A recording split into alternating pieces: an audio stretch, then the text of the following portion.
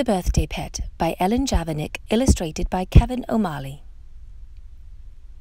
It was Danny's birthday, and his folks said he could get any kind of animal he wanted for a pet. Danny thought it over before he went to bed. "All I really want is a turtle," he said. But instead, Dad said, "You don't want a pet that sits still like a log," so he went out and got Danny a dog. The dog knocked Danny over when they went outside to play. If Danny took her walking, she always ran away. "How's the dog?" asked his father.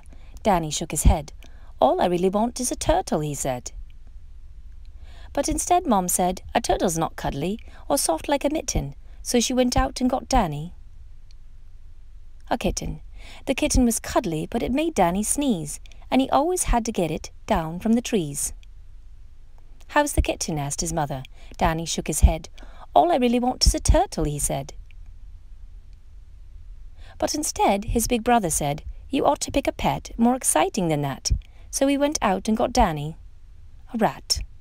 The rat's beady eyes were a scary sight, and the rat kept Danny up when it gnawed in the night. "How's the rat?" asked his brother. Danny shook his head. "All I really want is a turtle," he said. But instead, his older sister said, "You would like a turtle. A turtle is absurd." So she went out and got Danny a bird. The bird only nipped. It didn't even talk. It was sort of pretty, but it had a nasty squawk. "How's the bird?" asked his sister. Danny shook his head. "Not one of you listened to anything I said." So instead, his family got Danny a turtle with a nice hard shell. Danny couldn't wait for his show and tell. The turtle blinked her eyes and never made a sound. She played peekaboo as she crawled around. He fed her bugs and lettuce, and he made a turtle gym. Danny thought the turtle was the perfect pet for him.